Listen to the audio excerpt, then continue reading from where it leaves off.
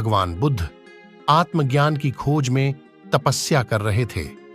उनके मन में विभिन्न प्रकार के प्रश्न उमड़ रहे थे। उन्हें प्रश्नों का उत्तर चाहिए था, लेकिन अनेक प्रयासों के बाद भी उन्हें सफलता नहीं मिली। वे आत्मज्ञान की प्राप्ति के लिए कठोर तपस्या करने लगे, अनेक कष्ट सहन किए, कई स्थानों की यात्राएं की, परंतु जो समाधान उन्हें चाहिए था वह उन्हें मिला नहीं। एक दिन उनके मन में कुछ निराशा का संचार हुआ। सोचने लगे, धन, माया, मोह और संसार समस्त वस्तुओं का भी त्याग कर दिया, फिर भी आत्मज्ञान की प्राप्ति नहीं हुई। क्या मैं तभी आत्मज्ञान इप्पो प्राप्त कर सकूंगा? मुझे आगे क्या करना चाहिए? इसी प्रकार के अनेक प्रश्न बुद्ध के मन में उठ रहे थे। तपस्या में सफलता की कोई किरण दिखाई नहीं दे रही थी और इधर बुद्ध ने प्रयासों में कोई कमी नहीं छोड़ी थी। वे उदास मन से इन्हीं प्रश्नों पर मंथन कर रहे थे। इसी दौरान उन्हें प्यास लगी। वे अपने आसन देखा से उठे और जल पीने के लिए सरोवर के पास गए।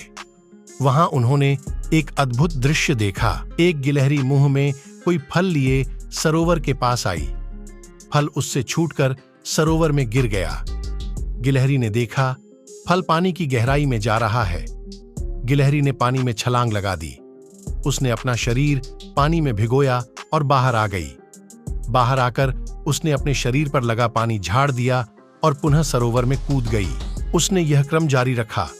बुद्ध उसे देख रहे थे, लेकिन गिलहरी इस बात से अनजान थी। वह लगातार अपने काम में जुटी रही। बुद्ध सोचने लगे, यह कैसी गिलहरी है?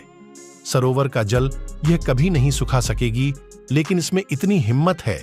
यह पूरी शक्ति लगाकर सरोवर को खाली करने में जुटी है। अचानक बुद्ध के मन में एक विचार का उदय हुआ।